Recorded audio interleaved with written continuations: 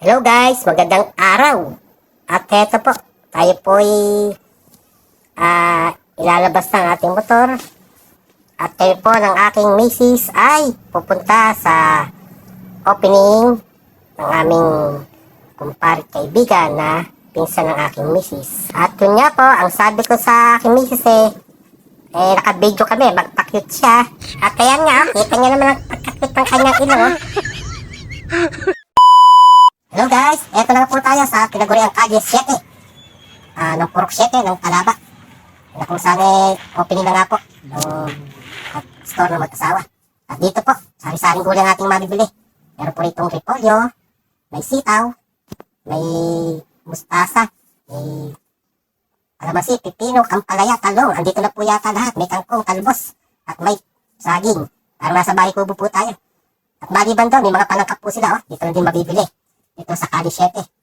Ayan po, ang kanyang paninda. May mga paminta, beki, kape, at mga iba-iba. Marami po rito mapagpipilian. Kaya po, tara na po rito sa Kalye 7. At ayan nga po, si paring Marlon. Inaayos niya po paunti-unti ang kanyang mga paninda. Kaya busy-busy na lang yung mag-asawa.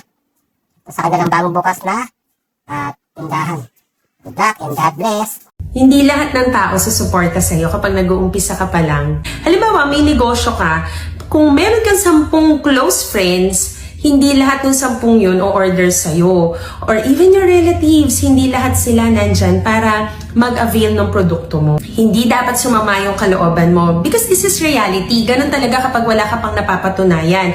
Kaya nga tatandaan mo, number 1, kahit pa nanghihina na yung kalooban mo dahil napaka-less ng support na nandyan sa paligid mo, huwag mong aalisin yung tiwala sa sarili mo. Number 2, kung naging successful ka, huwag mong kakalimutan yung mga taong nakapaligid sa'yo na handang tumulong at sumuporta nung panahon na walang-walang nagtitiwala sa'yo. And number 3, always pray to God. Pray to say thanks or pray to ask for strength para mas makita mo pa kung ano yung redirection niya sa life mo. Dahil minsan, hindi yung plano natin yung nasusunod, but His will and His plan. Pare, Kalye 7, dito na po kayo mamili sa ating bilihan. May isdang dagat, live tilapia, hito, tsaka mga pang-ihaw, tsaka sari-sari gulay. Hindi nyo na kailangan lumayo mga idol kasi pati mga panangkap meron tayo.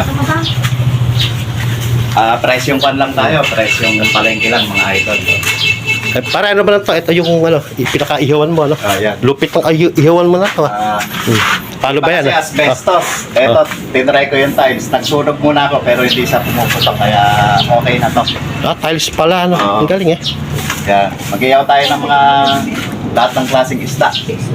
Tilapia, hito, yempo, mga sari-sari. Kaya na bahalang mamili kung ano yung pwede yung mabili.